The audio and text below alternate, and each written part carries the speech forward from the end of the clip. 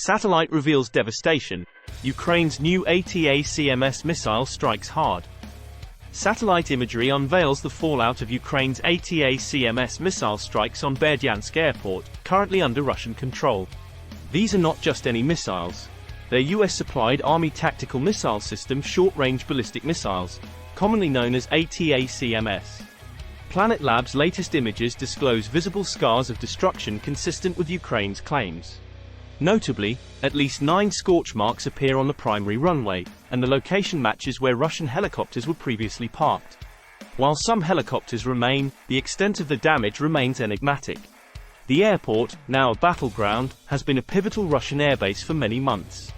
Images have earlier shown a fleet of Russian helicopters, including Ka-52, Mi-24, and Mi-28. However, the true spectacle is the prowess of the ATACMS missiles, dispersing 950 M74 submunitions across a vast area. These aren't designed for armored tanks. They target radar antennas, missile rounds, and thin-skinned vehicles.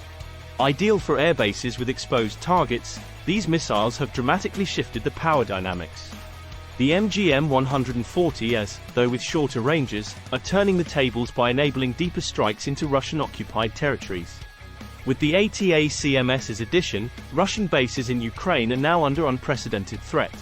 Forward-deployed assets, significant for Russia's strategy, are now jeopardized. The unanswered question remains: how many more ATACMS missiles does Ukraine have up its sleeve? That's it for today. To stay up to date on AI, drones, and military, don't forget to subscribe.